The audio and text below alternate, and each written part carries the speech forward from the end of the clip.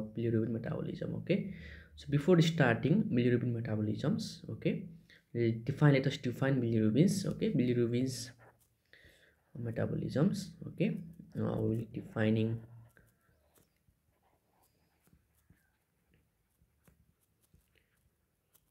bilirubins. Okay, so bilirubin is defined as it is yellow. Okay, yellow pigments derived from heme circulations. Okay, so yellow pigment derived from heme catabolism. Okay, so let us discuss about how the heme catabolism take place. Okay, so we have extrinsic cause and the intrinsic cause. Okay, so let us remember only over here, that is old RBC,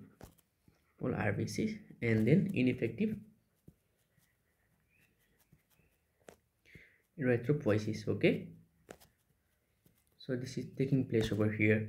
So this is hemoglobin. Okay, this hemoglobin, what happens, this undergoes hemolysis in the spleen. Okay, so when it goes under hemolysis in the spleen, then what happens, globin components that gives amino acids, and then it forms amino acid pools. Okay,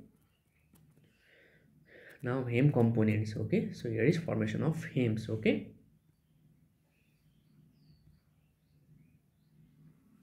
when there is formation of heme, what happens, then hepatic heme containing protease act upon it. Also what happens, there is hemoxygenase pathway. Okay, when there is formation of the heme, it undergoes hemoxygenase pathway.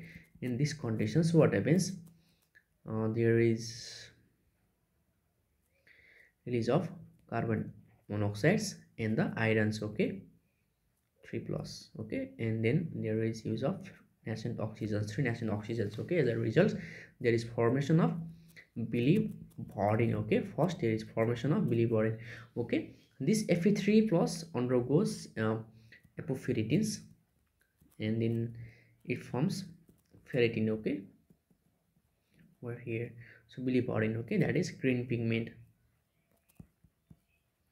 and then this undergoes again bilirubin reductase, and it form bilirubin. Okay, so bilirubin. So here what happens, NADPS is undergone to NAD+.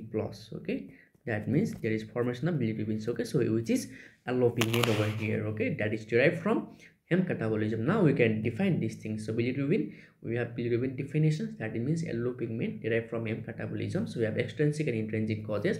So we have all RBCs and ineffective erythropoiesis. There is hemoglobin over there. Okay, hemoglobin undergo hemolysis and form heme. Okay, that there is hemoglobin component.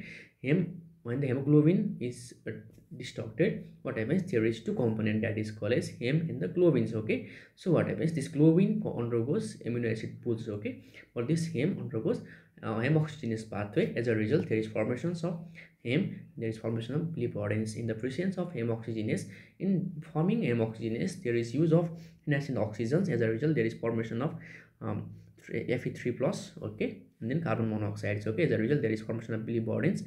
Lastly, it undergoes bilirubin reductase enzyme, and then what happens, it forms bilirubins. Okay, this is the things over here. Okay, now when this take place, what happens, we have next things, we have albumin. Okay, albumin over here. Okay, so what is albumin? Albumin has 2 parts.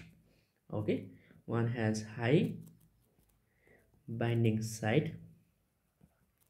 Okay, next thing is low binding sites. Okay, so we have 2 sites over here, high binding sites and the low binding sites over here. Okay, so when this bilirubins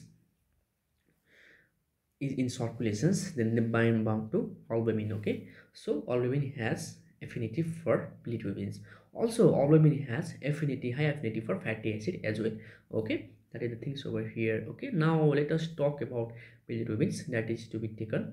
So what happens to the liver, what happens, this bilirubin form over here is unconjugated bilirubins. Okay, so this must be conjugated. To be conjugated, it must be goes into livers. Okay, so now our next step is uptake of bilirubins. Okay, so we have to take it into uptake of bilirubins. Okay, uptake of bilirubins to by liver parenchymal cells. Okay, liver parenchymal cells. Okay, so what happens? So unconjugated bilirubins binds specifically to low affinity side of albumin. Okay, so what happens? These bilirubins bind to low binding sites of albumin. Okay, it binds over there. Then what happens? Then transmitted to liver, it transport to liver. Okay, to liver, and then what happens? Get detached. Okay, gets detached from albumin. Okay, at sinusoidal membranes of the hepatocyte. Okay, so what happens? Those unconjugated bilirubins are carried by low binding site of albumins, and they are get detached from the albumin at sinusoidal membrane of hepatocytes. Okay, now membrane proteins. Okay, membrane proteins translocate. Okay, translocate bilirubins to inner side of the sinusoidal membrane. Okay, there is things over here. Okay, so it enters hepatocytes.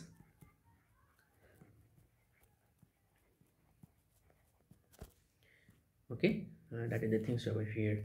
Enters hepatocytes, and what happens? Hepatocyte bilirubins. Okay, in hepatocytes, bilirubins reversibly bind cytosolic proteins. Okay, that are ligand in protein Y, Z protein. Okay, proteins.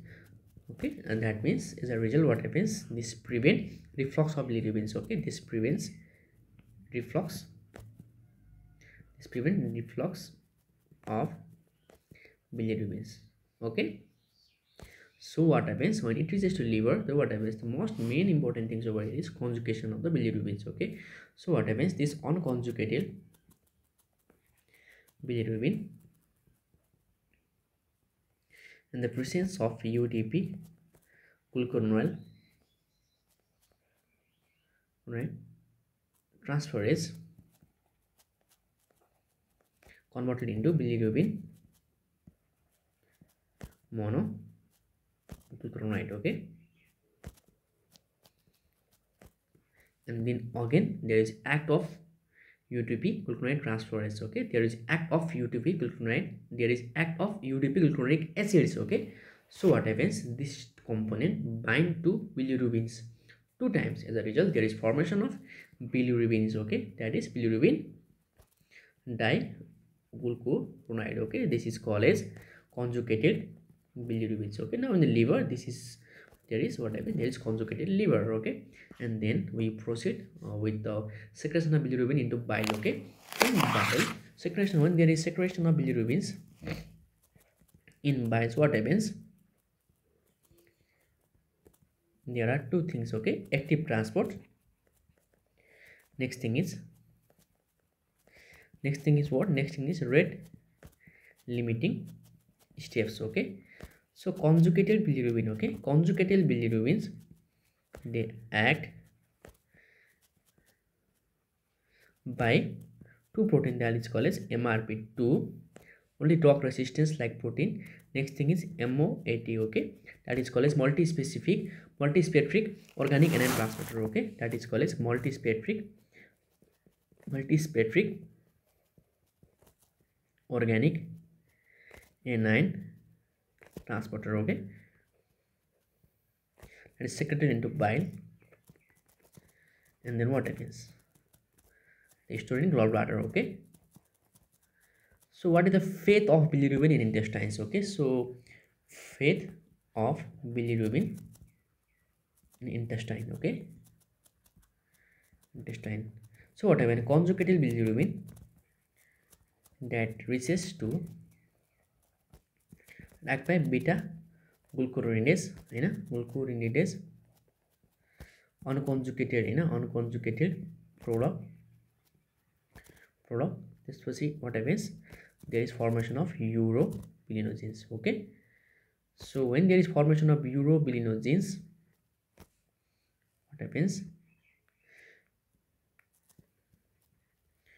what happens, 10 to 20 portions enterohepatic circulations. Okay, circulations. Next thing, it other parts enter into 70 to 80 portions enter into lower intestinal tract. Okay, and then what happens that this lower intestinal tract, they oxidize at middle methylene bridge, and then what happens, there is formation of SOMO, that means hystercobilin. SOMO, that means hystercobilin, mesobilin, and urobilin.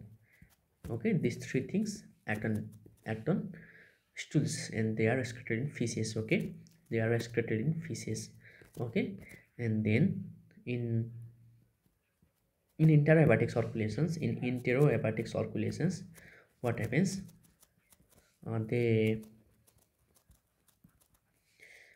they have 2.5 portions and 95%. Okay, 10% that reaches to liver. Okay, from bile, 5% that is excreted via urine. Okay, so this is the things over here. Okay, in this way we have discussed that bilirubin metabolism. So what means what? Bilirubin metabolism, initially bilirubin means yellow pigment derived from M catabolisms. We have extrinsic and intrinsic causes.